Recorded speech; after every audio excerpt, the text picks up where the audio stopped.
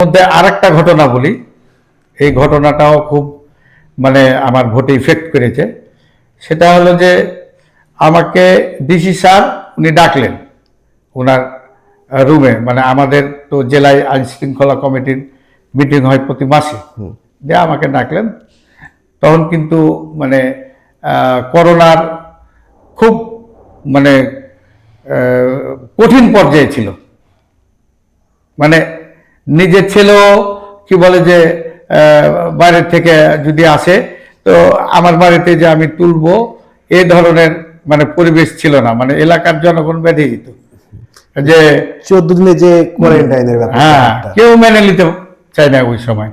তো ওই সময় আমাকে খালি উনি বললেন যে মেয়র সাহেব আপনি খুব সতর্ক থাকবেন এবং বাসায় আপনি পারতপক্ষে মানুষের সাথে দেখা করবেন না, যতটুকু করবেন দূরত্ব বজায় রেখে আপনি আপনার অফিসে করবেন। আর বাড়িতে যখন যাবেন তখন আপনি যে বাসায় গেলেন আপনার ব্লিচিং পাউডার দিয়ে আপনার একটা থাকবে ওখানে, আপনার জুতা বা স্যান্ডেল পা সব কিছু ধুয়ে টুয়ে আপনি ঢুকবেন এবং আপনি একটা রুমেই থাকবেন, আপনি ভিতরের দিকে যাবেন না। আর ওখান থেকে আবার বাইরে আপনাকে অফিস করবেন। তো সে সময় আমাকে উপর থেকে নিষেধ করা হয়েছিল এই জন্যেই যে আমি যদি করোনায় আক্রান্ত হয়ে যাই তাহলে আমাদের পৌরসভাটা লকডাউনে নিয়ে নেবে। আর লকডাউনে নিয়ে নিলে এই যে সে সময় অনেক গরিব মানুষ কাজ করার সুযোগ পেত না, কি বলে যে করোনার কারণে। তো এই লোকগুলোকে যে ত্রাণগুলো আমরা দিতাম সরবরাহ করতে, এই ত্রাণটা কিন্তু বন্ধ হয়ে যেত লকডাউনের কারণে। তা আমাকে ওই জন্যে মানে উনি খুব আন্তরিকভাবে সতর্ক করেছিলেন এবং এই সতর্ক থাকার কারণে দেখা গেছে যে কিছু কিছু মানুষের সাথে সেই সময় আমি দেখা করতে পারিনি, যার কারণে আমার প্রতিপক্ষ এই জিনিসটা মানে মানুষের মাঝে উপস্থাপন করেছিল যে ও বাড়িতে থাকলেও মানুষের সাথে দেখা করে না। কিন্তু আমি কিন্তু মানুষের স্বার্থে এই কাজটা করেছিলাম যে আমি যদি করোনায় আক্রান্ত হয়ে যাই তাহলে আমি কিন্তু কি বলে যে লকডাউনের কারণে আর পৌরসভায় কোনো বরাদ্দ আসবে না, জনগণ কোনো বরাদ্দ পাবে না। আমি জনগণের স্বার্থে জিনিসটা করেছিলাম। জনগণের স্বার্থ দেখতে গিয়ে আপনি নিজেই জনগণ থেকে বিচ্ছিন্ন হয়ে গেলেন। হ্যাঁ, কিন্তু এই জিনিসটা অন্যভাবে বোঝানো হয়েছে, অন্যভাবে উপস্থাপনটা করা হলো অন্যভাবে। হ্যাঁ, তাহলে 2021-এর নির্বাচনে আপনার কি কেউ মানে হয়তো আপনার ধর বিএনপির হোক বা আওয়ামী লীগ হোক বা যে কোনো দলের হোক, কেউ কি চেয়েছিল যে তারিখ ঠেকাও এরকম কিছু? অনেকে আছে না একটা যে হ্যাঁ তারিখ ঠেকাও বা আর কোনো কিছু, মানে আসলে রাজনীতি আমি নাম বলতে চাই না, আমাদের এখানে অনেকেই মানে তারা চেয়েছিল। আর সবচেয়ে বড় যে সমস্যাটা হয়েছে ভোটের টাইমে, যখন ভোট হলো আমি যখন নমিনেশন নিয়ে আসলাম ঢাকা থেকে, নমিনেশনের কাগজ নিয়ে এসে বাড়িতে আসার ঠান্ডাটা কিন্তু লেগেছে রাস্তাতে বা যেটাই হোক সমস্যা, এটা কিন্তু আসার পথেই হয়েছে।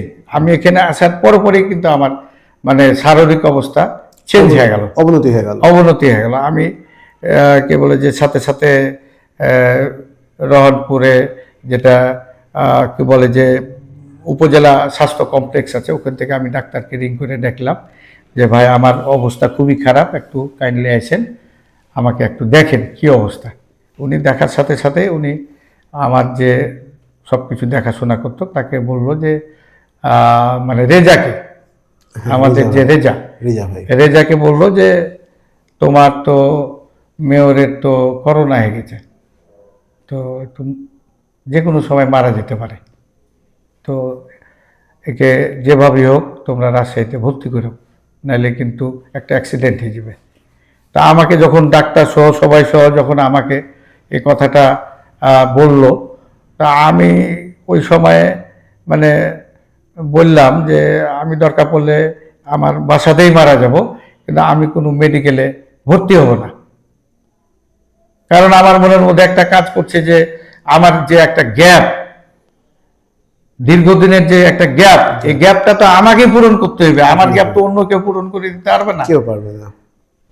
তো আমি এতটাই আক্রান্ত হয়েছিলাম যে আমি উপর থেকে নিচে নামতে পারতাম না, আমার উপর থেকে আমি নিচে নামতে পারতাম না।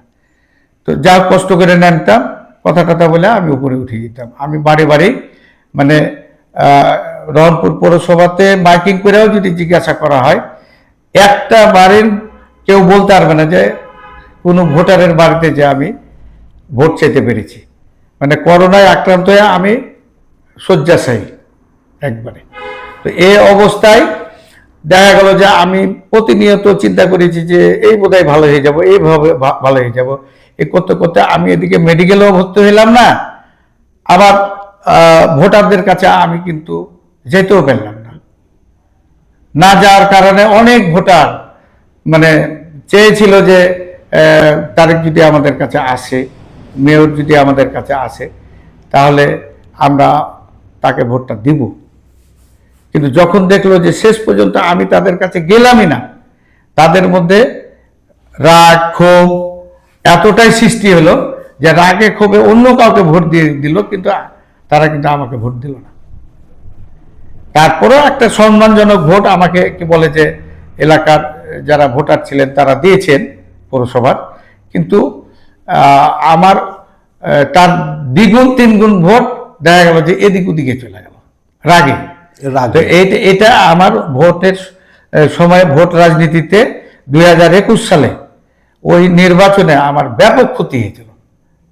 এবং আমি যদি সে সময় রাজশাহী মেডিকেলে ভর্তি হয়ে যেতাম, আমার মনে হয় মানুষের মধ্যে এই যে আসেনি, ভোটটাও চাইতে আসলো না, এই যে রাগ ক্ষোভ, এটা না হয়ে আমার মনে হয় আমার প্রতি একটা একটা মানে সহানুভূতি যে সে এখন মৃত্যু শয্যায় আছে, হ্যাঁ, তো অন্তত পক্ষে ভোটটা দিয়ে আমার প্রতি যে রাগ ক্ষোভটা ছিল অনেকটাই লাঘব হতো।